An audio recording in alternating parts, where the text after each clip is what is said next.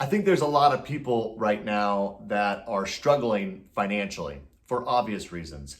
But one of the questions that continues to come up is, does it make more sense to pull funds out of a 401k versus tapping into the equity in our home to help us bridge some of these gaps? And I think it really depends on your situation. Now, look, there's going to be some people who are in a situation, they're completely unemployed right now, or they've had to shut their business down. And if that person is a homeowner, unfortunately, you're not going to have the opportunity to tap into your equity to help bridge the gap. But for some people, that's not their situation. Their situation is such that maybe their income has gone down a little bit. Maybe one of the household income has changed. You would still qualify for a mortgage, but you can't qualify with all the debt that you have, and you just don't have the means to cover all the expenses that you find yourself having on a monthly basis. Now, if that's you, to me, the answer is obvious, which is a better option, and it's to refinance.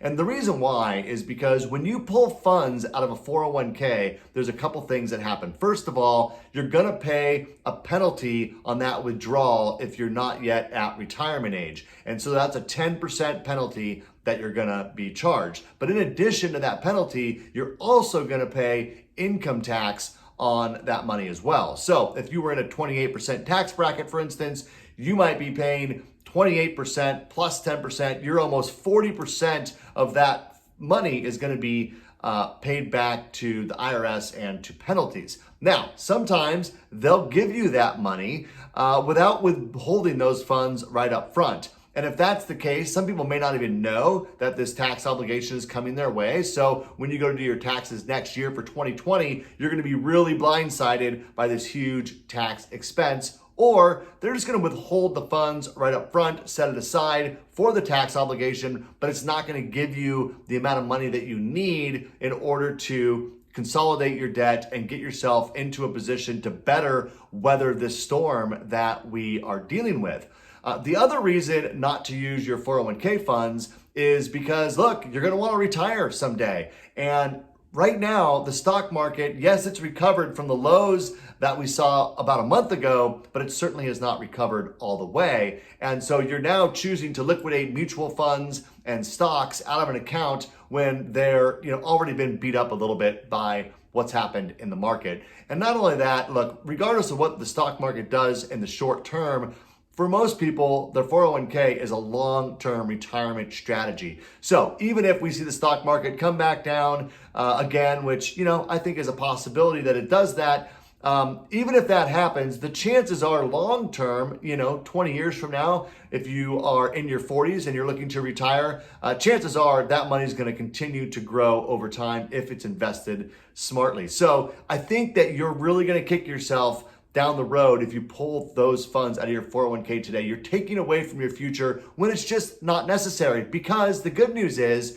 anyone who's purchased a home in the last few years more than likely has equity in their home. And so you'll be able to pull out some of that equity, use that to consolidate your debt, lower your overall expenses, while in many cases even getting a better interest rate. Now, I do have to give a disclaimer here. Interest rates on cash out refinances are not as low as interest rates when you're purchasing a home or refinancing your existing loan without pulling out debt. So don't be surprised when you talk to your local trusted mortgage advisor if you aren't told that the interest rate is going to be slightly higher than what you've been hearing on the news or in other places about where interest rates are at today. But depending on the interest that you're paying on this other consumer debt, and quite frankly, depending on your overall debt to income ratio based on the impact of this pandemic and how it's affecting your household budget, it very well may make sense to pull out some of that equity, consolidate some of your debt, lower your overall expenses, and give yourselves some breathing room. I think it's well worth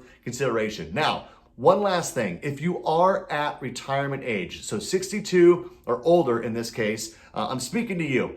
You may want to consider looking at a reverse mortgage. Now, for many years, reverse mortgages have had a very bad name. People are afraid of them. They feel like it's just fleecing somebody's equity, taking advantage of someone who's, elderly or a senior. And look, guys, that's just not the case.